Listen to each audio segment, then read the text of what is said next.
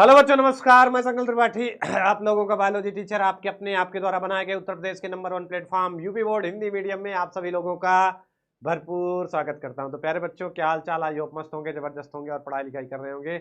और एक बारी फटाफट सभी लोग जुड़ेंगे और शुरुआत करेंगे आज अपन एनसीईआरटी के पहले अध्याय की। जी हाँ प्यारे बच्चों, आज अपन चर्चा करेंगे एनसीईआरटी रीडिंग एनसीईआरटी की पहले अध्याय पे।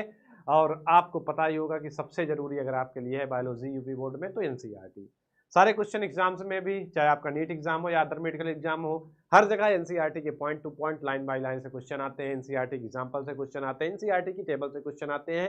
यहाँ तक कि यूपी बोर्ड का भी जो पेपर का नया पैटर्न रहा है वो देखने को मिला, सीधा एनसीईआरटी बेस पे क्वेश्चन, सीधा एनसीईआरटी वाले क्वेश्चन जो कि एनसीईआरटी एग्जाम्पलर में है, जो कि एनसीईआरटी के लैंग्वेज में है, सीधा इसी लैंग्वेज में क्वेश्चन भी आपके एग्जाम में आ रहे हैं। तो सबसे ज्यादा जरूरी है भाई एनसीईआरटी। सबसे जरूरी क्या है? तो सबसे जरूरी है आपके लिए एनसीईआरटी और एनसीईआरटी का लाइन बाय लाइन मजा ले भाई। आज शुरुआत करेंगे और एक एक लाइन को समझेंगे, एक एक लाइन के पीछे के कॉन्सेप्ट को समझते चलेंगे। तो प्यारे साथियों, एक बार तेजी से सभी लोग शेयर करेंगे अपने पर, सभी यूपी बोर्ड हो या किसी भी बोर्ड को, भाई एनसीईआरटी तो हर बोर्ड में है।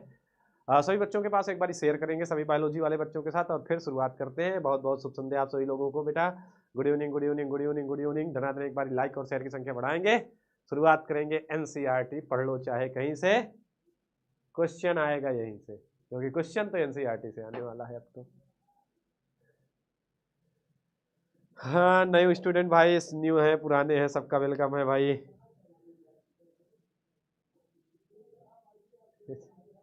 गुरुजी आपसे पढ़कर बायोलॉजी का पेपर बहुत अच्छा गया, थैंक यू बेटा। तो चलिए शुरुआत करते हैं, खोलते हैं अपनी एनसीईआरटी। और एक काम बस करना है आपको, छोटा सा एक जरूरी काम है। अगर आप एनसीईआरटी पढ़ने जा रहे हैं, एनसीईआरटी की बुक लेकर के बैठेंगे। जिसके पास नहीं है कोई बात नहीं, जिसके पास है वो लेके बैठे और हेडलाइटर और पेन कापी लेके बैठो। हेडलाइटर भी ले लो, मेन मेन पॉइंट को हेडलाइट करते जाएंगे आप लोग, क्योंकि मेन मेन पॉइंट को हेडलाइट करना बहुत ही जरूरी है आपके लिए। बता दूंगा सारे पॉइंट जहाँ से क्वेश्चन बनते हैं उनको हेडलाइट जरूर करेंगे आप लोग, मेन मेन पॉइंट को ऐसे ऐसे हेडलाइट करते चले जाएंगे और एक पेन कापी लेकर के बैठे मेन चीजें नोट भी करते जाएंगे। तो चलिए खोलते हैं आपकी एनसीईआरटी। खुल जा, ट्यू ट्यू ट्यू ट्यू ट्यू। ये है आपकी एनसीईआरटी। पहला अध्याय आपका है पुष्पीय पादपों में लैंगिक जनन। पुष्पीय पादपों में लैंगिक जनन को समझेंगे कि किन किन पादपों, भाई पुष्पीय पादप है, अगर कोई भी पादप पुष्पीय है तो उसमें कौन सा जनन होने वाला है? लैंगिक जनन होने वाला है। तो सबसे पहले अपन को समझना है पुष्प की संरचना, जहां से भारी मात्रा में क्वेश्चन बनते हैं। कैसे लघु बीजाणु जनन होता है, कैसे दीर्घ बीजाणु जनन होता है, इन सारी चीजों को समझेंगे। और साथ ही परागकण, परागकण का क्या कार्य होता है, कहाँ पाया जाता है, ये सारी चीजों को क्लियर करेंगे और एनसीईआरटी से। ठीक है, डेली बायोलॉजी पढ़ाए बेटा। डेली तो नहीं, लेकिन इस दिन जरूर आता हूँ, ट्यूसडे को जरूर आता हूँ। ठीक है बेटा, चलें तो शुरू करते हैं। सबसे पहले बात है इस चैप्टर पे अपन को पढ़ना क्या क्या, ध्यान देना। इस चैप्टर पे मुख्य रूप से एनसीईआरटी हमेशा कॉलम इधर पे ध्यान दिया करें, एनसीईआरटी पे इधर दिया रहता है, ये भी बहुत जरूरी है। ये बताता है कि शॉर्टली है क्या चीज इस चैप्टर पे। तो इस चैप्टर को अपन को सबसे पढ़ना है आवृत्त बीजियों का एक आकर्षक अंग, यानी कि पुष्प के बारे में पढ़ना है। फिर किसके बारे में पढ़ना है? फिर मेन चीज क्या पढ़ना है? दोहरा निषेचन यानी कि द्विनिषेचन पढ़ना है इस चैप्टर में। फिर इस चैप्टर में क्या पढ़ना है? मुख्य रूप से निषेचन पश्च घटनाएं। निषेचन पश्च संरचनाएं क्या है, निषेचन के पहले वाली, निषेचन के बाद वाली घटनाएं क्या है, संरचनाएं क्या है इसके। और लास्ट में कुछ टिप्पणियां हैं, जैसे असंग जनन क्या है, बहुभ्रूणता क्या, शॉर्टली ये चीजें आपको पढ़ना है। ठीक है बेटा, हाँ शॉर्टली ये चीजें पढ़ना है आपको। तो चलिए शुरुआत करते हैं एनसीईआरटी की पहली लाइन। देखिए, मोस्ट इंपॉर्टेंट चीजों को मैं जरूर आपको बताता जाऊंगा, जरूर आप उस पर ध्यान देना। तो पादप, वैसे तो पादपों में ज्यादातर जो उच्च कोटि के पौधे हैं, उच्च कोटि के पौधे का मतलब आवृत्त बीजी पौधे। आवृत्त बीजी पौधे का मतलब आप लोग समझ पा रहे होंगे कि जिनका बीज आवरण से ढका होता है। आवृत्त बीजी पौधे का मतलब यह है कि जिनका बीज आवरण से ढका होता है। जैसे आप लोगों ने आम देखा होगा, तो आम के बीज के ऊपर क्या होता है? कठोर आवरण होता है, गुठली होती है, अंदर बीज होता है। ज्यादातर बीजों में आपने देखा होगा कि कठोर आवरण, आवरण के अंदर क्या है? बीज है। तो उनको बोलते हैं आवृत्त बीजी पौधे, उच्च कोटि के पौधे। और उन्हीं पौधों पे क्या होता है? पुष्प होता है और पुष्पों द्वारा जनन होता है। पुष्प क्या है? पौधे का जनन अंग है। तो पुष्पीय पादपों में लैंगिक जनन यानी कि आवृत्त बीजियों में लैंगिक जनन, ये देखना है। तो अगर अपन पुष्पों की बात करें, अगर अपन पुष्पों की बात करें तो पुष्पों से हमारा बहुत पुराना नाता है, बहुत पुराना नाता है भाई। क्या होता है आप लोगों ने भाई, बहुत पुराना नाता है। नाता क्या है? भाई एनसीईआरटी भी कहती है कि प्राचीन काल से हम पुष्पों के साथ निकटस्थ, निकटस्थ का मतलब बहुत करीबी संबंध रहा है हमारा पुष्पों के साथ। क्या दिख रहा है बेटा, ये एक बारी ध्यान देंगे, क्या ये दिख रहा है, एक बारी क्लियर कराएंगे मुझे। बेसिक्स वीडियो लाए बेटा, बेसिक डाल दिया है मैंने डॉक्टर अभिषेक, बेसिक डाल दिया है। एनसीईआरटी आपके लिए जरूरी है, यही शुरू करते हैं फिर बाद में, और फिर बाद में क्या करेंगे 3D पे देखेंगे सारी चीजें।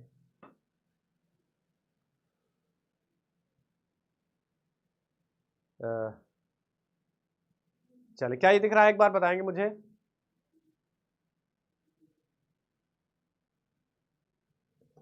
तो प्राचीन काल से ही हमारा पुष्पों का सबसे बड़ा नाता रहा होगा। पुष्प सौंदर्य के लिए अपन को, अगर हम अपनी निगाहें से देखें तो हमारी निगाहों में पुष्प सौंदर्य के लिए प्रयुक्त होते हैं भाई। सौंदर्य के लिए लोग गए बढ़िया सजाने वजाने के लिए, और पुष्प की अभिलाषा, और क्या होता है भाई, बालों वालों में गजरा वजरा बनाने के लिए और चढ़ाने के लिए, और कहीं ना कहीं हमारे प्रेम भावनाओं के प्रतीक लाल पुष्प अलग भावना का प्रतीक है, सफेद पुष्प शांति का प्रतीक है। वही बात कह रही है एनसीईआरटी कि पुष्प कहीं ना कहीं हमारी भावनाओं से जुड़ा हुआ है। कहाँ से जुड़ा हुआ है, प्राचीन काल से निकटस्थ संबंध रहा है, और मानव के लिए सौंदर्य का, आभूषण के लिए, सामाजिक धार्मिक सामाजिक धार्मिक सांस्कृतिक महत्व का वस्तुत रहा।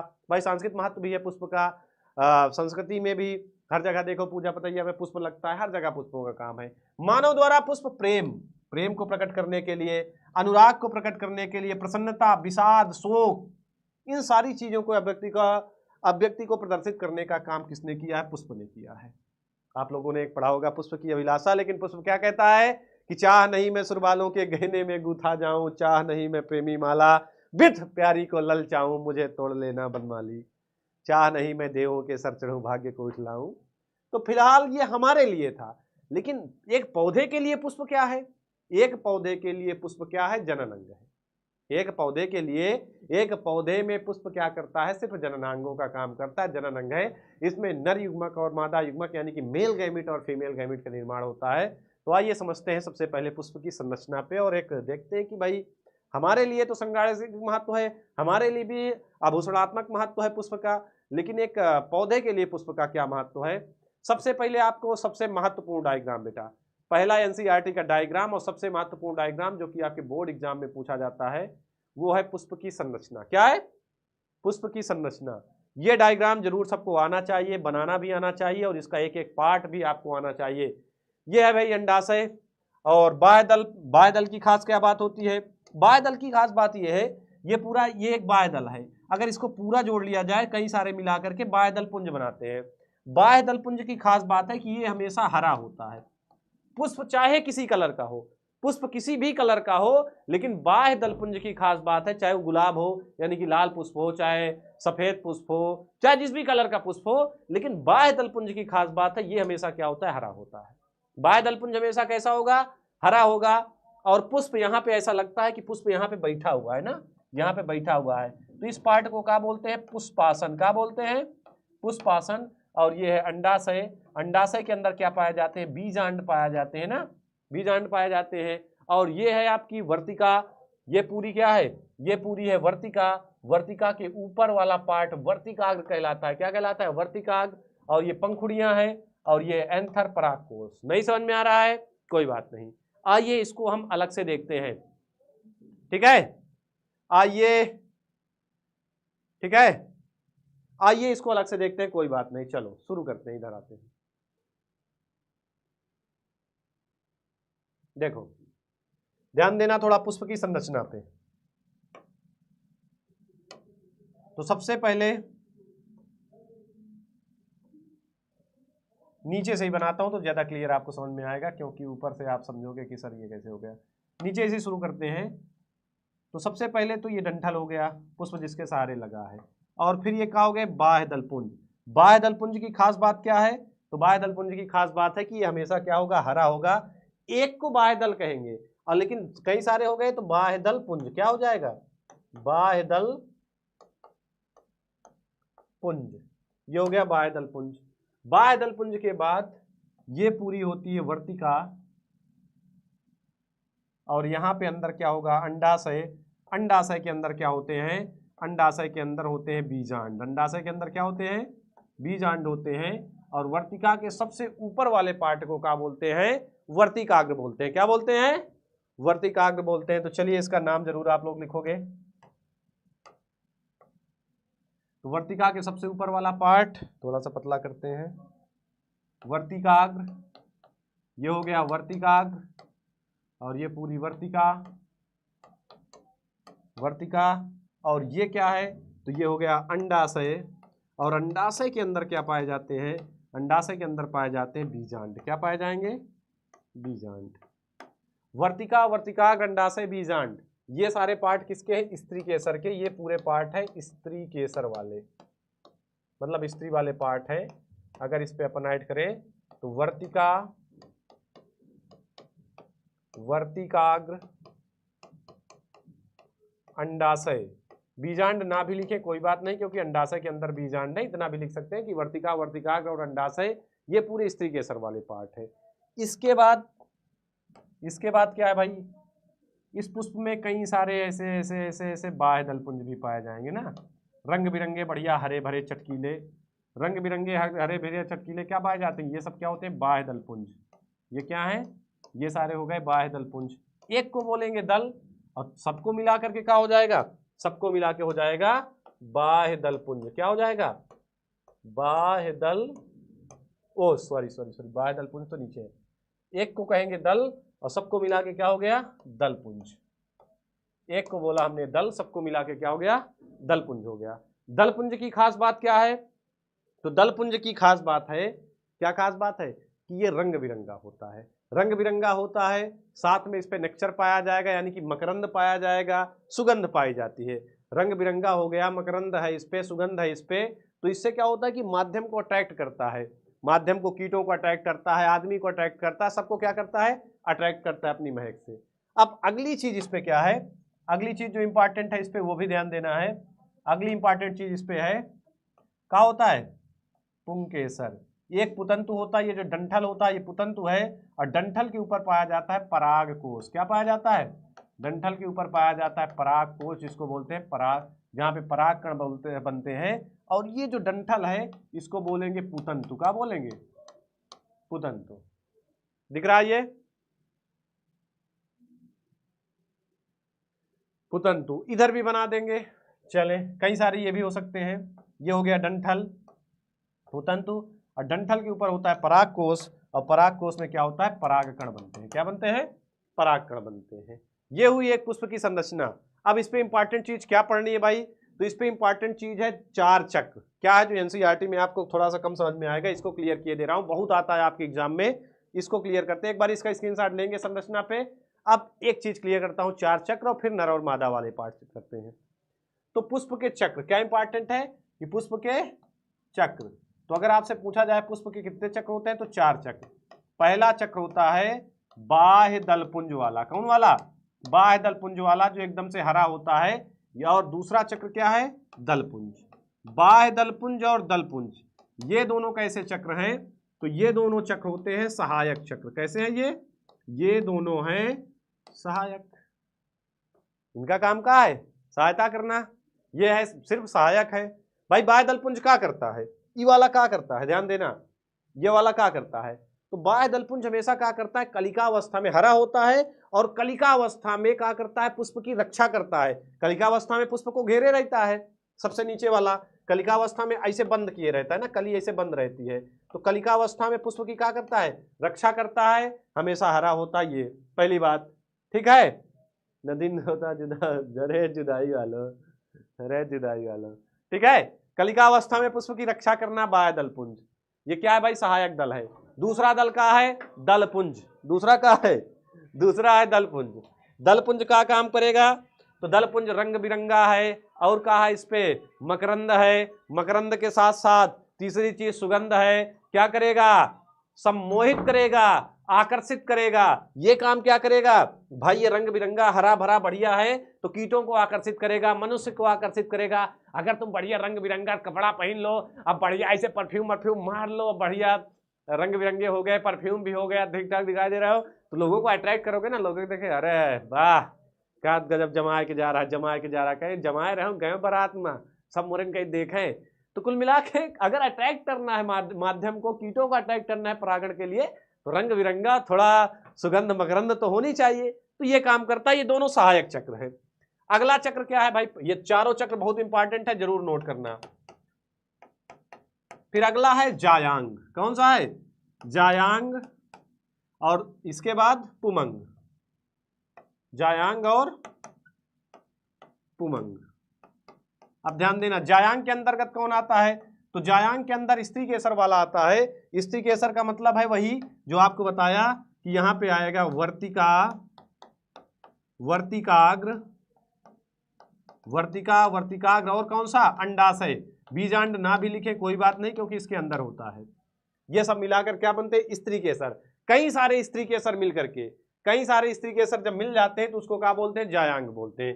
पुमंग में क्या क्या होता है भाई, जायांग के अंदर क्या क्या है, ध्यान देना। जायांग यानी कि स्त्री केसर, एक स्त्री केसर में क्या क्या है, तो ये वाली संरचना पूरी, ये वाली पूरी संरचना ना, ये वाली पूरी संरचना। ये हो गया वर्तिकाग्र, वर्तिका का ऊपरी भाग, ये वर्तिका, और ये अंडाशय, और अंडाशय के अंदर बीजांड। ये हो गया, ये कौन वाला भाग हुआ, ये हुआ पूरा स्त्री केसर यानी कि स्त्री वाला पार्ट। कई सारे स्त्री केसर मिलके क्या बनाते हैं, जायांग बनाते हैं। ये हो गया मादा वाला पार्ट यानी कि स्त्री केसर, ये मुख्य चक्र है। ये पुमंग वाला, ये भी मुख्य चक्र है। पुमंग के अंतर्गत क्या आता है, तो पुमंग के अंतर्गत आता है पुतंतु यानी कि डंठल आता है, पुतंतु आता है, और कौन आता है, पराग कोश, पुतंतु और पराग कोश, ये वाला पार्ट, ये वाला पार्ट आता है। ये बहुत अच्छे से आपको क्लियर होगा, ये वाला पार्ट, ये डंठल पुतंतु हो गया, और ये क्या हो गया, ये हो गया परागकोश, जहां पे परागकण बनते हैं ना। चल जा सिम सिम सिम, ये हो गया पुतंतु डंठल, और ये हो गया परागकोश।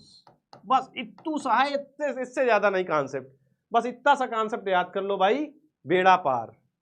इतना सा कांसेप्ट याद कर लो भाई। और ये बहुत है पूछा जाता है यूपी बोर्ड परीक्षा में, पुष्प के चक्र, क्या हेडिंग डालोगे, पुष्प के चक्र। फिर से रिपीट करवा दे रहा हूं, पुष्प के 4 चक्र। पहला चक्र बाह्य दलपुंज, सबसे बाहर वाला, कलर का होगा भाई, हरा होगा। क्या काम करेगा, सहायक है, काहे में सहायता है, तो शुरुआत में कलिका की भी रक्षा करता है ये। दूसरा है दलपुंज, सहायक चक्र है, का सहायता करेगा, तो हरा भरा रंग बिरंगा है, और इसमें मकरंद है यानी कि शहद, इसमें मकरंद को चूसने आएंगे ना, कीट आएंगे, सबसे ज्यादा मधुमक्खी आएगी, तो परागण के लिए उत्तरदायी होगा, मतलब माध्यम को अट्रैक्ट करने का काम करेगा। जायांग है, जायांग के अंदर स्त्री केसर वाले मतलब मादा वाले पार्ट है, वर्तिका, वर्तिकाग्र, अंडाशय। पुमंग मतलब नर वाला पार्ट है, ये कौन वाला पार्ट है, नर वाला पार्ट है। इसको अपन क्या बोलते हैं, इस पूरे को क्या बोलते हैं, पुंकेसर। कई सारे पुंकेसर मिलकर के, कई सारे पुंकेसर मिलकर के पुमंग बनाते हैं, तो पुतंतु और परागकोश है इस पे, ठीक है, ठीक है। कैलेक्स, फ्लोरा, इंडोसियम, गायनीसियम, पूरा कहानी खत्म। तो ये हो गया भाई आपकी पुष्प की संरचना। Now take screenshot, move for next. इसका स्क्रीनशॉट लेंगे भाई, बढ़ेंगे आगे, ठीक है, इतना क्लियर है। अब आते हैं एनसीईआरटी में फिर से एक बारी, चलो भाई। तो ये था हमारे पुष्प की संरचना, ये हमारी एनसीईआरटी में पुष्प की संरचना याद रखना, पुष्प के पार्ट याद रखना, पुष्प के 4 चक्र याद रखना, बस, ठीक है। पुष्प क्या है, पुष्प क्या है, रूपांतरित कलिका भाई, रूपांतरित तना एक प्रकार से तना, तना से कलिका, कलिका से पुष्प बना, पौधे का जनन अंग है, ठीक है। अब इसके चारों चक्र आपने देख लिया, अब बढ़ते हैं आगे। आगे अपन की एनसीईआरटी क्या कहती है, देखो एक चीज, अगला इंपॉर्टेंट पॉइंट आप अपनी एनसीईआरटी में उठा करके तुरंत इसको क्या करेंगे, हाईलाइट करेंगे। हाईलाइट क्या करना, ये इंपॉर्टेंट पॉइंट कि पुष्पों की खेती को क्या कहते हैं, तो ध्यान देना कि पुष्पों की खेती को कहते हैं फ्लोरिकल्चर। क्या कहते हैं, फ्लोरिकल्चर कहते हैं। ये भी किसी ना किसी एग्जाम में आपको जरूर देखने को मिलेगा, मिलेगा भाई। अभी से तैयार करो, अभी से आराम से एक एक चीजें आप बढ़िया क्लियर करते जाओ, आराम से मन से पढ़ेंगे एनसीईआरटी।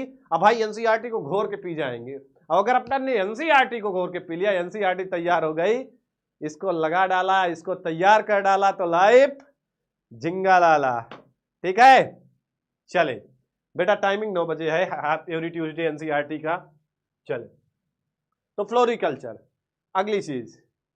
अब पुष्प क्या है, लैंगिक जनन स्थल है, ये यही बात है ना कि पौधे के लिए पुष्प क्या है, तो मुख्य रूप से अगली लाइन ये आप अगली लाइन ये एनसीईआरटी वाली जरूर हेडलाइट करेंगे कि पौधे के लिए, एक जीव वैज्ञानिक के लिए, अपन के लिए पुष्प भावनाओं का प्रतीक है, बहुत कुछ है, लेकिन एक जीव वैज्ञानिक के लिए पुष्प क्या है? भ्रूण की भ्रूण का आश्चर्य, तथा कहने का मतलब एक लैंगिक जनन स्थल है। क्या है? पौधे की दृष्टि से या जीव वैज्ञानिक की दृष्टि से पुष्प क्या है? लैंगिक जनन स्थल है, मतलब एक ऐसा स्थल जहां पे लैंगिक जनन पाया जाता है। क्या पाया जाता है? जहां पर लैंगिक जनन पाया जाता है। एक ऐसा स्थल है, एक ऐसा स्थान है जहां पे लैंगिक जनन पाया जाता है। कहानी खत्म, बाकी आगे कोई मतलब नहीं। ठीक है, कहानी खत्म, बाकी चीजें मैंने आपको बता ही दी। अब आगे बढ़ते हैं। अब आपको कहां पे जाना है? निषेचन पूर्व घटनाएं, कि निषेचन से पहले fertilisation, post fertilisation, pre fertilisation event. Pre fertilisation event भी आपको पढ़ना है पहले, फिर तो पोस्ट में जाओगे। प्री फर्टिलाइजेशन, फिर फर्टिलाइजेशन, फिर पोस्ट। तो प्री फर्टिलाइजेशन इवेंट पढ़ना है आपको कि निषेचन से पूर्व क्या संरचनाएं हैं और क्या घटनाएं हैं, क्या घटनाएं घटेंगी, क्या संरचनाएं होने वाली, इनके बारे में। तो देखो, कहने का मतलब है, अब एनसीईआरटी क्या कहती है कि पादप में वास्तव रूप से पुष्प विकसित होने से पूर्व तय हो जाता है कि पादप में पुष्प आने वाले हैं। पादप में पुष्प आने वाले ही पहले से पता होना जाता है। कैसे? अनेकों हार्मोनल संरचनाओं परिवर्तनों की शुरुआत होने लगती है, जिसके फलस्वरूप पुष्पीय आघातक, ठीक है, के माध्यम से के मध्य विभेदन और अग्रिम विकास प्रारंभ हो जाता है। ये नॉर्मल से आपको पढ़ लेना है। फिर क्या होगा भाई? मतलब कहने का मतलब है कि तने में क्या हुई? कलिका आई। तने में क्या हुई? कलिका आई। कलिका के बाद क्या हुआ? पुष्प। ये चीज कहना चाहता है। तना, तने से कलिका, कलिका से पुष्प। अब ये चीज अभी अभी हमने पढ़ा कि पुष्प में नर व मादा। नर वाला क्या होता है? तो नर वाले को क्या बोलते हैं? पुमंग बोलते हैं, ये लिखा हुआ है। और मादा जननांग को क्या बोलते हैं? जायांग बोलते हैं। नर और मादा, ये कहने का मतलब है। तो ये भी याद रखना आप कि पुष्प के नर वाले पार्ट को, यानी कि मेल पार्ट को क्या बोलते हैं? पुमंग बोलते हैं। मादा पार्ट को जायांग बोलते हैं। कई सारे जब पुंकेसर मिलके बनाते हैं, पुमंग को कौन बनाता है? तो पुमंग को बनाने के लिए कई सारे पुंकेसर भाग लेते हैं। जायांग को बनाने के लिए कई सारी स्त्री केसर भाग लेती हैं। ये भी याद रखना।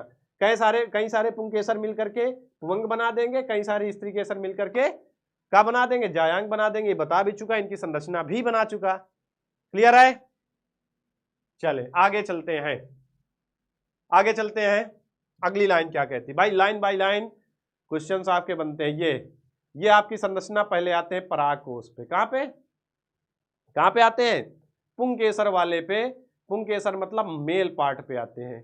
पुंकेसर में मैंने आपको बता दिया कि भाई ये डंठल तंतु वाला डंठल है, इसको अपन क्या बोलते हैं? तंतु डंठल या पुतंतु। और ये क्या है? ये है परागकोश। क्या ये? परागकोश, जिसमें दो पालियां हैं, दो में काटोगे तो अंदर दो निकलेंगी, 4। तो पुंकेसर के दो भागों, पुंकेसर के कितने भाग हैं? 2 भाग में विभक्त है ना पुंकेसर। पहला है ये पतला लंबा डंठल, पहला पार्ट पतला लंबा डंठल पुतंतु, वही कहला है।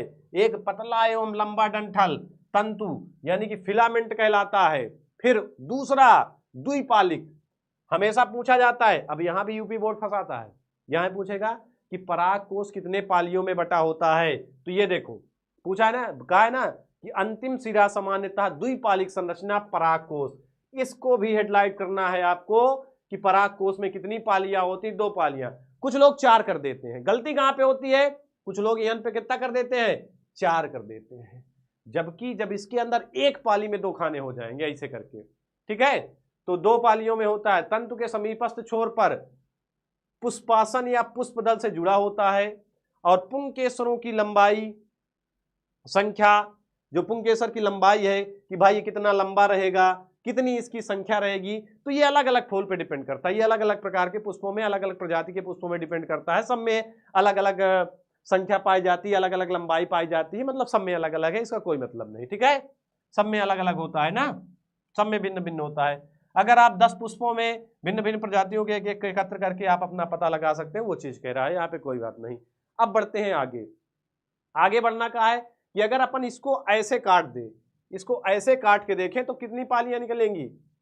4। कितने निकलेंगे? 4। 1 2 3 4, ये 4 ऐसे निकलेंगी। एक एक के अंदर 2 2 लघु बीजाणुधानी है ना, एक के अंदर कितनी लघु बीजाणु धानी, दो दो लघु बीजाणु धानी।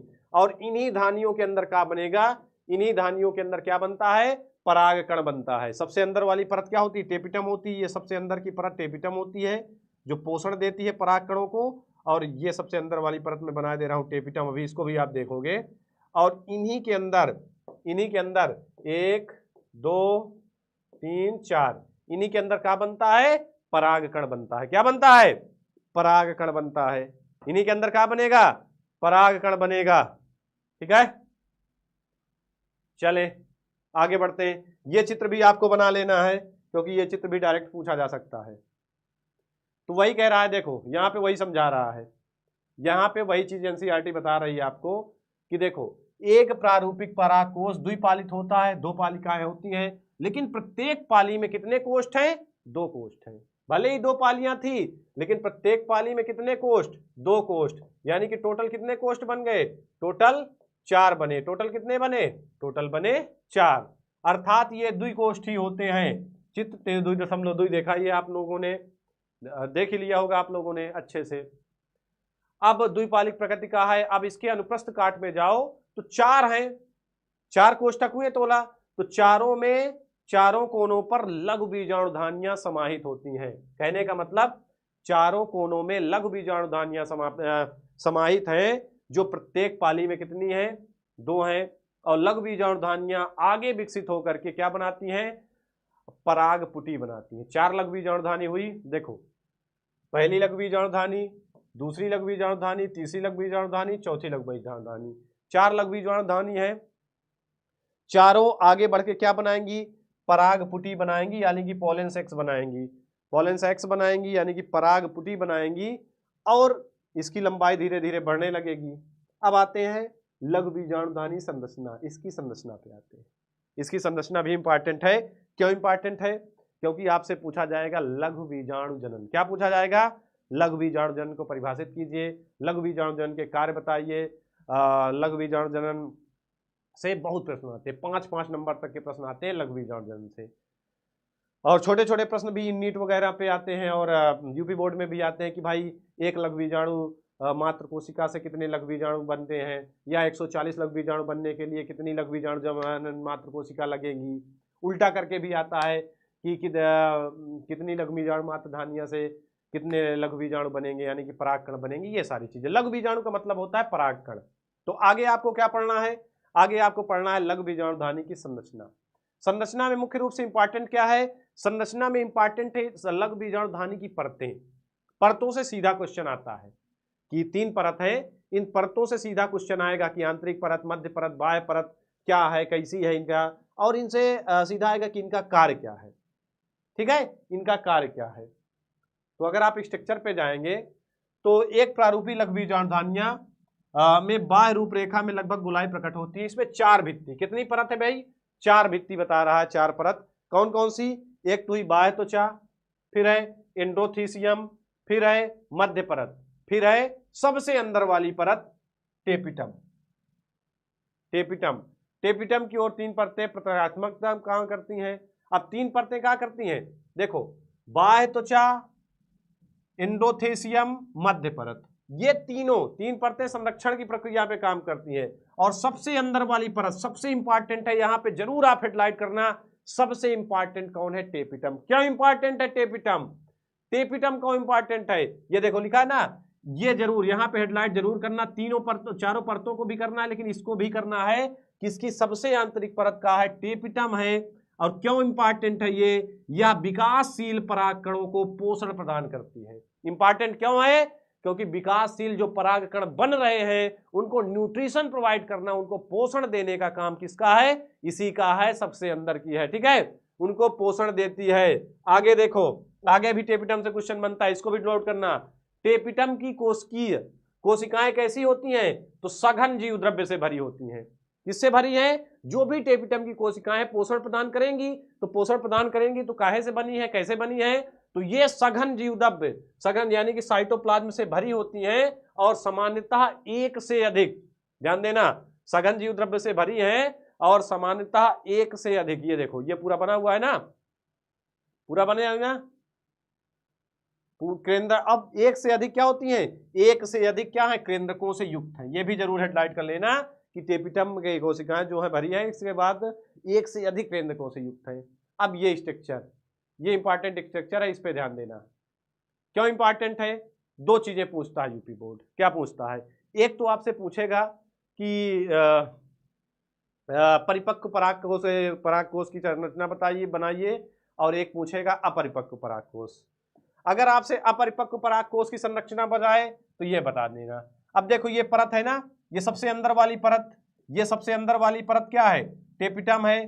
फिर ये वाली बीजाणुनक ऊतक एंथोसियम वाली परत है, ये अंतस्थ त्वचा, ये बीच में क्या है, संयोजी ऊतक है, ये सारी त्वचा है। ना दिखे त्वचा तो इस पे देखो, ये इस पे देखो, इस पे सबसे अंदर दिख रहा है आपको, सबसे अंदर वाली परत टेपिटम, टेपिटम के आसपास लघु बीजाणु, टेपिटम के बाद लघु बीजाणु मात्र कोशिका। ये परत कौन सी है, बीच वाली, ये परत कौन सी है, इंटस्टिशियम, और ये कहा है अंतः त्वचा। दो क्वेश्चन बनते हैं क्या, एक पूछेगा अपरिपक्व परागकोश का चित्र और दूसरा पूछेगा परिपक्व परागकोश का चित्र। तो ध्यान देना, अपरिपक्व पूछे तो ये वाला आपको बनाना है, अपरिपक्व में ये वाला, और परिपक्व अगर पूछ ले, परिपक्व पूछे तो ये। भाई परागकण बनने के बाद क्या हुआ, परागकण बने, टेपिटम ने उनका पालन पोषण किया, और जब परागकण परागकोश में मैच्योर हो जाएंगे, यानी कि परिपक्व हो जाएंगे, तो परागकोश का हो जाएगा, फूट जाएगा, और फूटने से परागकण क्या हो जाएंगे, मुक्त हो जाएंगे।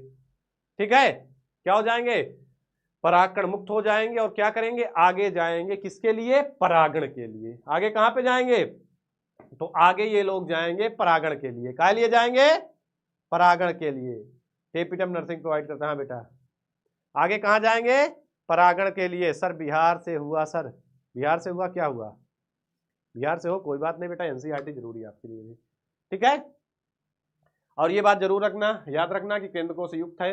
अब देखो, जब एक परागकोश अपरिपक्व होता है तब इसमें क्या होता है, जब एक परागकोश अपरिपक्व होता है तब इसमें घने सुबद्ध सजातीय कोशिकाओं का समूह होता है, जिसे बीजाणुनक ऊतक कहते हैं। ये भी पॉइंट शुड बी नोटेड, ये पॉइंट भी नोट करेंगे आप लोग जरूर। नहीं नोट करेंगे तो अपनी एनसीईआरटी उठा के ऐसे चला लेंगे नीचे, ठीक है, चला लेंगे। आगे चलते हैं, लघु बीजाणु जन्म क्या है, तो लघु बीजाणु मात्र कोशिका में अर्धसूत्री विभाजन द्वारा, लघु बीजाणु मात्र कोशिका में अर्धसूत्री विभाजन द्वारा लघु बीजाणुओं के बनने की प्रक्रिया को क्या बोलते हैं, लघु बीजाणु जन्म कहते हैं। ध्यान देना, फिर से बता दे रहा हूं, सिंपल सी परिभाषा, एनसीईआरटी में कम समझ में आएगी, समझा दे रहा हूं, सरल करना है भाई। लघु बीजाणु मात्र कोशिका में अर्धसूत्री विभाजन द्वारा लघु बीजाणुओं के बनने की प्रक्रिया क्या कहलाएगी, या परागकणों के बनने की प्रक्रिया क्या कहलाएगी, लघु बीजाणु जन्म। लघु बीजाणु परागकण ही है। तो लघु बीजाणु जन्म के बारे में कहता है एनसीईआरटी की जैसे जैसे परागकोश विकसित होता है, बीजाणुनक ऊतक की कोशिकाएं में क्या होता है, अर्धसूत्री विभाजन द्वारा। कौन सा विभाजन होगा, ये भी जरूर याद रखना कि परागकण हमेशा कौन से विभाजन द्वारा बनता है, अर्धसूत्री विभाजन द्वारा बनता है। तो अर्धसूत्री विभाजन द्वारा बनेगा तो इसका मतलब गुणसूत्रों की संख्या आधी होगी, यानी कि n होगी। तो जरूर याद करना, पॉइंट शुड बी नोटेड कि परागकण n होगा, यानी कि अगुणित होगा। क्यों अगुणित होगा, क्योंकि बनता काहे से, अर्धसूत्री विभाजन। अर्धसूत्री विभाजन पता होगा आपको, जैसे ये मात्र कोशिका है, मात्र कोशिका हमेशा क्या होती है, द्विगुणित है, द्विगुणित मात्र कोशिका है। अब हमेशा क्या होता है, अर्धसूत्री विभाजन में विभाजन कितने बार होता है, अर्धसूत्री विभाजन में विभाजन 2 बार होता है। और जब विभाजन 2 बार हो जाएगा तो गुणसूत्रों की संख्या कितनी रह जाती है, आधी रह जाती है। और एक मात्र कोशिका से 4 संतति कोशिकाएं बनती हैं। अर्धसूत्री, अर्ध मतलब आधा, सूत्री मतलब गुणसूत्र, अर्ध मतलब आधा, सूत्री मतलब गुणसूत्र। जहां पे गुणसूत्र आधे पाए जाएं, ये देखो 2n यहाँ पे थे, यानी कि यहाँ पे द्विगुणित थे, बचे क्या, अगुणित। एक मात्र कोशिका कितनी संतानें बनी, तो 1 2 3 4, वही बात है। तो विभाजन द्वारा सूक्ष्म बीजाणु चतुष्ट बनता है, चतुष्ट मतलब 4 बन जाएंगे ना, 4 बन जाएंगे। अब कह रहा है कोशिका की गुणसूत्रता क्या होगी, तो गुणसूत्रता क्या होगी, अगुणित होगी, कहानी खत्म। अब ये चतुष्ट वृद्धि करेगा, जैसे जैसे बीजाणुनक ऊतक प्रत्येक कोशिका में चतुष्ट वृद्धि करने में सक्षम है। प्रत्येक कोशिका एक सक्षम पराग मात्र कोशिका होती है। एक पराग मात्र कोशिका से, ये देखो यहाँ पे लिखा है, ये पॉइंट है, एक पराग मात्र कोशिका से अर्धसूत्री विभाजन द्वारा लघु बीजाणु के निर्माण की प्रक्रिया को लघु लघु बीजाणु के निर्माण की प्रक्रिया को लघु बीजाणु धानी कहते हैं। अरे दादा ई का एनसीईआरटी में गलत छपा। एक पराग मात्र कोशिका से अर्धसूत्री विभाजन द्वारा लघु बीजाणु के निर्माण की प्रक्रिया को लघु बीजाणु जनन कहते हैं। एनसीईआरटी में थोड़ा सा गड़बड़ है, ये पुरानी एनसीईआरटी का अभी देखता हूँ, चेक करता हूँ नई एनसीईआरटी पे। तो लघु बीजाणु धानी नहीं कहते, उसको कहते हैं लघु बीजाणु जनन। हो सकता है कभी कभार हो जाता है मिस्टेक, लघु बीजाणु जनन कहते हैं ना। क्या कहते हैं? लघु बीजाणु जनन कहते हैं। जैसे कि लघु बीजाणु की संरचना के पास 4 कोशिकाएं समूह में हो जाती हैं, क्योंकि अर्धसूत्री विभाजन है तो 4, तो लघु बीजाणु चतुष्ट बनता है। ठीक है बेटा। और परागकोश परिपक्व होगा, परिपक्व होने के बाद स्फुरित होगा, फूट जाएगा। स्फुरित होने का मतलब फूट जाएगा, और फूटने से परागकण मुक्त हो जाएंगे। फूटने से क्या हो जाएंगे? परागकण मुक्त हो जाएंगे।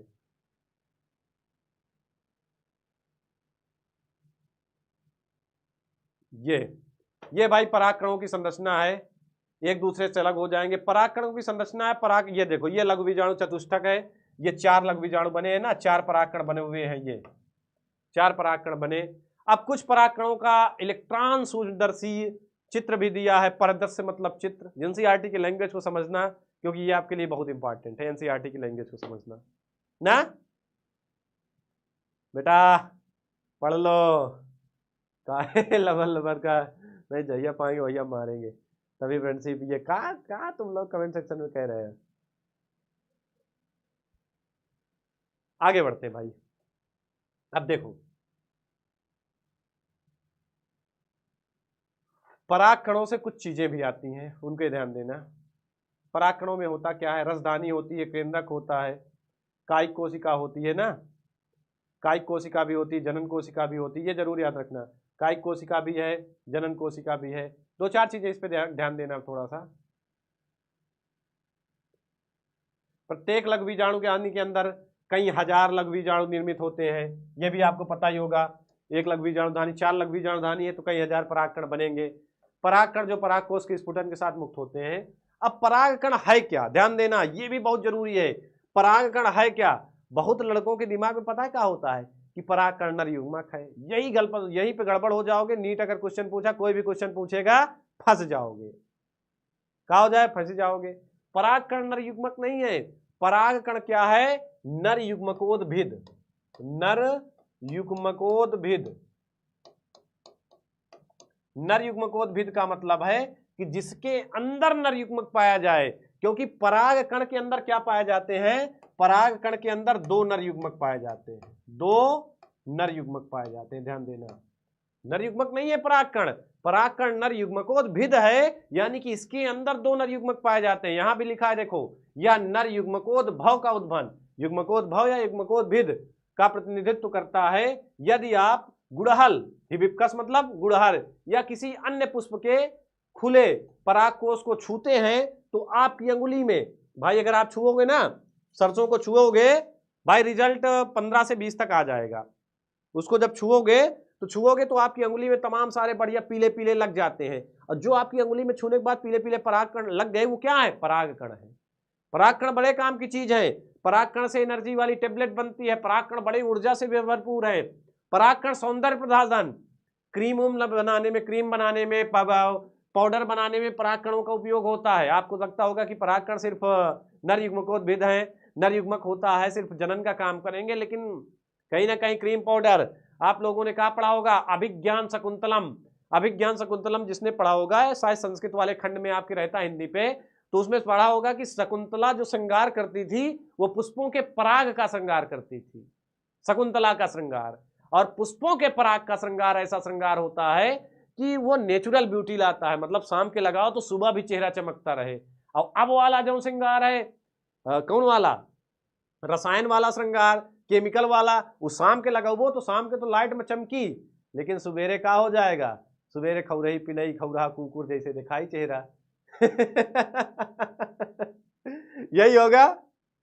लेकिन ये जो परागकण वाला श्रृंगार है, ये क्या होता है? ये प्राकृतिक सौंदर्य लाएगा, नेचुरल ब्यूटी। आप लोगों ने देखा होगा कि क्रीम पाउडर मिलते हैं, क्रीम पाउडर फेस वॉश, तो उसमें बढ़िया फूल बना रहता है कि हाँ फूल का है, फ्लावर का है, लेकिन रहता कहाँ है? परागकण बहुत महंगा होता है, रहता कहाँ है, बल्कि डाल दिया जाता है उसमें केमिकल ही ना। तो अगर आप हिबिस्कस को छुएंगे तो पीले रंग का पाउडर पराग जो होता है पीला पीला लग जाता है, वो क्या है, परागकण है। परागकण को अगर आप अब क्या कर सकते हैं, एक स्लाइड में, ऐसे कांच की स्लाइड, जो आप लैब में जाओ, स्लाइड लो, स्लाइड में थोड़ा सा ग्लिसरीन डालो और परागकण को डाल करके बढ़िया वो करके अभिमर्जित करके आप सूक्ष्मदर्शी पे लगा के देख भी सकते हो, तो बढ़िया दिखाई भी देगा। सूक्ष्मदर्शी पे लगा के देखोगे तो दिखाई भी देगा ना रंग बनावट। अगली चीज परागकणों से याद रखना कि परागकण का व्यास कितना होता है, गोल गोल है, व्यास जरूर याद रखना, ये भी आएगा। सबसे इंपॉर्टेंट इसकी बाह्यचोल और अंताचोल क्या है, परागकण की दो परतें क्या अभी इस बार भी यूपी बोर्ड ने पूछा था, नीट पूछता है, यूपी बोर्ड भी पूछता है कि परागकण का जो बाह्यचोल है काहे का बना होता है। याद रखना, इस पॉइंट को भी जरूर हेडलाइट करना, परागकण का जो बाह्यचोल है काहे का बना है, स्पोरोपोलेनिन का। काहे का बना है, स्पोरोपोलेनिन है, लिखा ना स्पोरोपोलेनिन। क्यों, क्योंकि स्पोरोपोलेनिन टिकाऊ है, दृढ़ है, मजबूत है। बेटा समझ में आ रहा है, समझ में आ रहा है, लाइक जरूर करेंगे सभी लोग, लाइक और शेयर करते रहो भाई। क्या यार स्वभाव में तुम लोग रुक जाते हैं। स्पोरोपोलेनिन की खास बात है, सबसे बाह्य परत है तो मजबूत है, टिकाऊ है, तो कम से कम परागकण को खराब नहीं कर देगा ना। तो जरूर इसको, कठोर परत को बाह्यचोल कहते हैं, बाहर वाली परत स्पोरोपोलेनिन की बनी होती है, जो सर्वाधिक प्रतिरोधक कार्बन सामग्री है या उच्च ताप, बड़ा उच्च ताप, कठोर से कठोर ताप सह लेता है। अम्लों, सुदृढ़ मतलब तगड़े तगड़े अम्लों और क्षारों के सन्मुख का होता है, टिक सकती है। अभी तक ऐसा कोई एंजाइम का पता नहीं चला। सबसे बड़ी बात देखो, सबसे बड़ी बात निकल के आती है कि अभी तक कोई ऐसे, ये भी पॉइंट शुड बी नोटेड, ये भी पॉइंट आपसे पूछा जाएगा, अभी तक कोई ऐसा एंजाइम नहीं मिला। देखो अभी तक कोई ऐसे एंजाइम का पता नहीं चला जो स्पोरोपोलेनिन को निम्नीकृत कर सके, मतलब स्पोरोपोलेनिन को काट सके। ठीक है। दूसरी चीज, अब आंतरिक परत भी पूछी जाती है, जनन क्षेत्र आंतरिक परत भी काहे की बनी होती है, तो आंतरिक परत भी लिखा होगा कहीं पे, होगा नीचे, नहीं लिखा होगा कोई बात नहीं, बता दे रहा हूं। आंतरिक परत काहे की बनी होती है, पेक्टोसेल्यूलोज की। काहे की बनी है, पेक्टोसेल्यूलोज, यानी कि सेल्यूलोज प्लस पैक्टिन की। पेक्टोसेल्यूलोज की क्या बनी होती है, आंतरिक परत। ठीक है। परागकण के बाह्यचोल में क्या होता है, रंध्र होते हैं, जिन्हें क्या कहते हैं, परागकण के बाह्यचोल पे रंध्र होते हैं, जिनको जनन छिद्र कहते हैं। जहां पर जहां जहां जनन छिद्र है वहां पे स्पोरोपोलेनिन नहीं है। ध्यान देना, जहां जहां पे जनन छिद्र है वहां पे कठोर परत नहीं है, नहीं उससे पराग, जनन छिद्र से पराग नलिका निकलनी है भाई, जहां पे जनन छिद्र है वहीं से पराग नलिका निकलेगी। और अगर स्पोरोपोलेनिन वहां लग जाएगा तो जब अच्छे अच्छे लोग, अच्छे अच्छे अम्ल क्षार नहीं काट पाते हैं उसको, स्पोरोपोलेनिन को, तो पराग नलिका कैसे उसको काट के निकल पाएगी, इतना भयंकर दरवाजा जब पा जाएगी, नहीं निकल पाएगी, निकलना मुश्किल हो जाएगा। तो इसीलिए जहां जहां जनन छिद्र है, जहां से पराग नलिका निकलना है, वहां पे स्पोरोपोलेनिन नहीं है। ठीक है, याद रखियो, वहां पर स्पोरोपोलेनिन नहीं है। अगली बात, परागकण को संरक्षित भी किया जाता है। कैसे संरक्षित किया जाता है, परागकण को संरक्षित भी करना है, बचा के भी रखते हैं ना, काम देता है, तो संरक्षित भी बहुत अच्छे से किया जाता है। संरक्षित होते हैं क्योंकि उसमें स्पोरोपोलेनिन की उपस्थिति कारण संरक्षित कर सकते हैं। संरक्षित करने के लिए अपन काहे का प्रयोग करते हैं, तो -196 डिग्री सेल्सियस नाइट्रोजन पे, अगर नाइट्रोजन गैस पे रखेंगे -196 डिग्री सेल्सियस टेम्परेचर पे रखेंगे तो परागकण कभी खराब नहीं होता, तब कभी भी परागकण क्या होता है, खराब नहीं होता। ठीक है। अगला देखो, अगला परागकण की, ये देखो आ गया, ये इस पे भी आप लोग जरूर हेडलाइट करेंगे।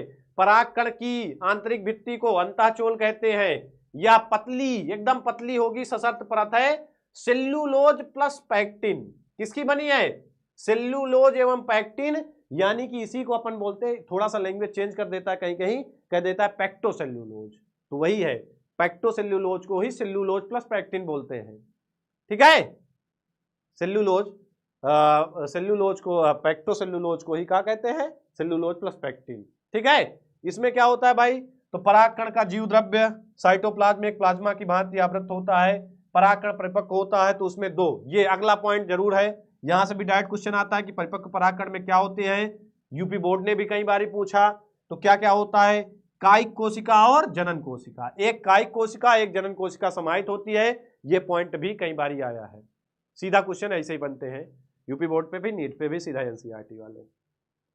अब अगली चीज और बहुत पूछेगा, तो ये भी जरूर याद रखना कि कायिक कोशिका बड़ी होती है, कायिक कोशिका बड़ी है और इसमें प्रचुर मात्रा में खाद्य भंडार, ये नीट के लिए है। यूपी बोर्ड से भी इतना पूछा है कि भाई परिपक्व परागकण में क्या होता है, तो दो कोशिकाएं होती हैं, कायिक कोशिका और जनन कोशिका। नीट पूछेगा, थोड़ा सा आपसे डिटेल में जाएगा, कहेगा कायिक कोशिका कैसी होती है, क्या होता है इसमें, तो कायिक कोशिका बड़ी होती है, प्रचुर मात्रा में खाद्य भंडार और एक विशाल अनियमित आकृति का केंद्रक होता है। ये बात भी नोट कर लेना। जनन कोशिका छोटी है और कायिक कोशिका के जीव द्रव्य, जनन कोशिका क्या है भाई, तो जनन कोशिका जो है छोटी है, क्या है, छोटी है और कायिक कोशिका के जीव द्रव्य में तैरती रहती है। ध्यान देना, जनन कोशिका छोटी है, कायिक कोशिका के जीव द्रव्य में क्या करती रहती है, तैरती रहती है। Point should be noted for NEET, ठीक है। कायिक कोशिका छोटी है, ये क्या करेगी, जीव द्रव्य में तैरती रहेगी। क्लियर है, फिर से दिखाई दे रहा हूं आपको।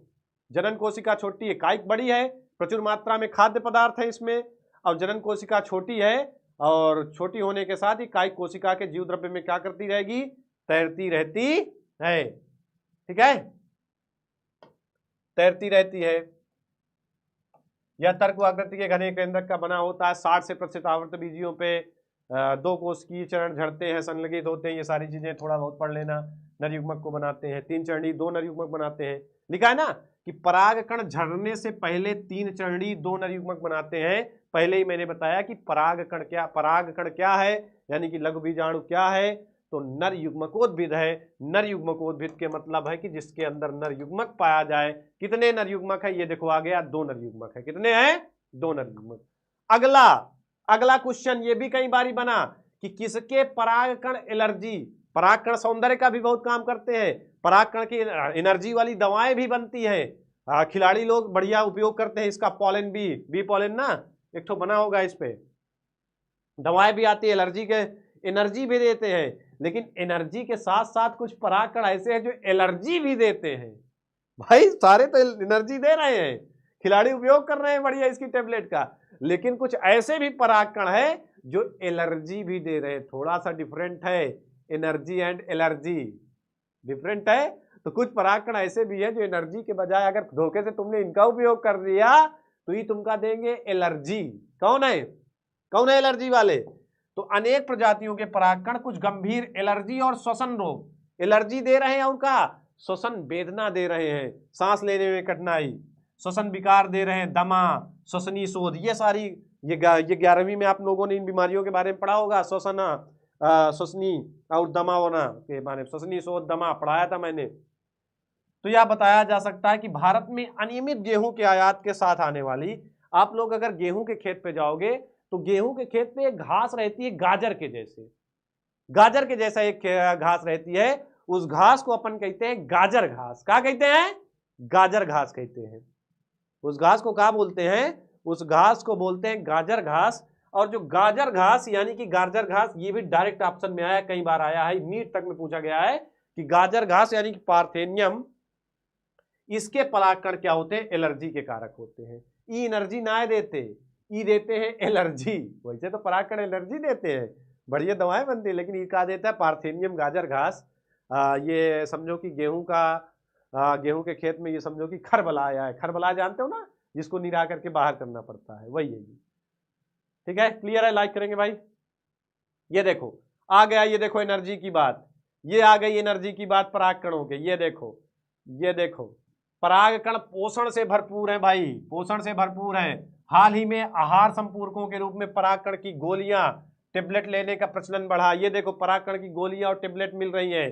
पॉलन प्रोडक्ट, बी पॉलन, ये बी पॉलन फार्म इंग्लैंड में बनता है।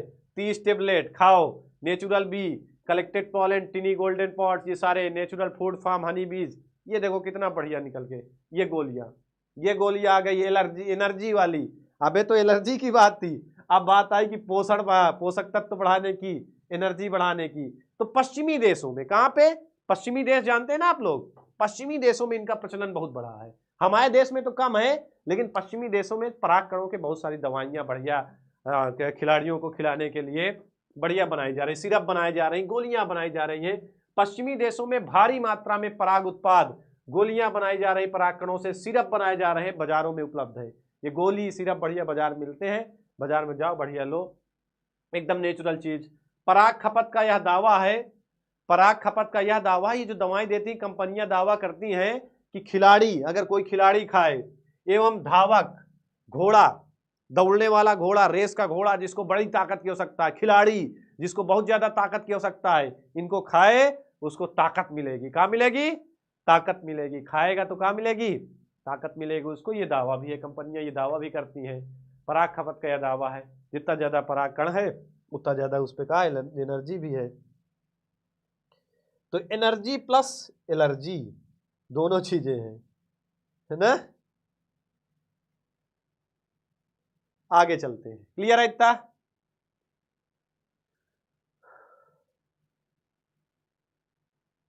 अगली चीज, जब परागकण एक बार झड़ते हैं, झड़ जाते हैं, तो अपनी जीवन क्षमता यानी कि अंकुरण क्षमता को खोने से पहले वर्तिकाग्र पर गिरते हैं। जहां आवश्यकता हुई तो निषेचन करते हैं। भाई ये वर्तिकाग्र पर गिरेंगे ना, ये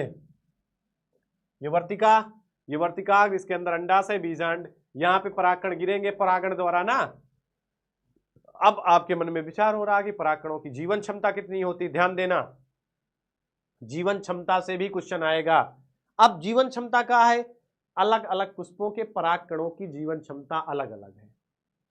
अलग अलग पुष्पों के परागकणों की जीवन क्षमता जो है अलग अलग है, सबकी अलग अलग है, लेकिन कुछ की दी है, जिसकी दी है उसको जरूर याद रखना। तो कुछ अनाजों में परागकण अपनी जीवन क्षमता से बहुत जल्दी, लगभग 30 मिनट में खो देते हैं। कितने मिनट में? 30 मिनट में। गेहूं वायु परागण होता है, 30 मिनट में इसकी क्षमता खत्म। 30 मिनट के बाद अगर ये किसी वर्तिकाग्र में हवा द्वारा उड़ के गया तो परागण तो क्या कर पाएगा? निषेचन नहीं कर पाएगा, निषेचन नहीं कर पाएगा। 30 मिनट के बाद गया, 30 मिनट में खो देते हैं। जबकि गुलाबवत, रोजेसी, लिग्यूमिनेसी, सेलोनेसी के आज सदस्य की जीवन क्षमता क्या होती है? महीनों तक बनी रहती है। इन परागकणों की जीवन क्षमता महीनों तक, मतलब महीना भर बाद भी किसी माध्यम से हवा द्वारा या जंतुओं द्वारा, पक्षियों द्वारा, चिड़िया द्वारा किसी के माध्यम से पहुंच गए कहां पर? वर्तिकाग्र तक, तो क्या कर जाएंगे? निषेचन कर जाएंगे। आपने कृत्रिम गर्भाधान मानव सहित जानवरों में सुना होगा। कृत्रिम गर्भाधान ना कि शुक्राणु लाओ डालो, बायफ, पशुओं में होता है ना बायफ वाला कृत्रिम गर्भाधान। घर में आता है वो डिब्बा लेकर के, नाइट्रोजन वाला डिब्बा खोलता है, एकदम ठंडी ठंडी मार, एकदम धुआं निकलता है ठंडा वाला एकदम भाप, और फिर उससे निकालता है ना, उससे सीमेन निकालता है, सीमेन निकाल के गाय भैंसों पे डालता है। मनुष्यों में भी ऐसा होता है, वही बात है। तो आपने वो सुना होगा कि वीर्य को संरक्षित किया जाता है, शुक्राणु को भंडारण किया जाता है। तो बहुत से प्रजाति के परागकणों को भी क्या? द्रवित नाइट्रोजन, बताया था ना अभी इसके पहले कि -196 डिग्री सेल्सियस, कैसा? लिक्विड नाइट्रोजन, लिक्विड नाइट्रोजन में रखा जाता है। वहां भी लिक्विड नाइट्रोजन होता है, यहां भी लिक्विड नाइट्रोजन है। तो परागकणों को द्रव नाइट्रोजन, द्रवित नाइट्रोजन यानी कि लिक्विड नाइट्रोजन में कई सालों तक, ऐसे तो जीवन क्षमता कम है, कोई 30 मिनट में जा रहा है, कोई 1 महीने में जा रहा है, कोई परागकण बेचारा 10 दिन में अपनी जीवन क्षमता खो दे रहा है। लेकिन अगर हम लिक्विड नाइट्रोजन पे उस परागकण को रख ले तो क्या हो जाएगा? उसको कई सालों तक रख सकते हैं। इस प्रकार के भंडारण से परागकणों का उपयोग काहे में किया जाता है? बीज भंडारण बैंक। कहां पे? बीज भंडारण बैंक की भांति भंडारित बैंकों में प्रजनन के काम में, फसल प्रजनन कार्यक्रमों के लिए, यानी कि प्लांट ब्रीडिंग के लिए, और प्लांट ब्रीडिंग के लिए क्या किया जाता है? इनका उपयोग किया जाता है। ध्यान देना, ये सारी चीजें बहुत इंपॉर्टेंट है आपके लिए।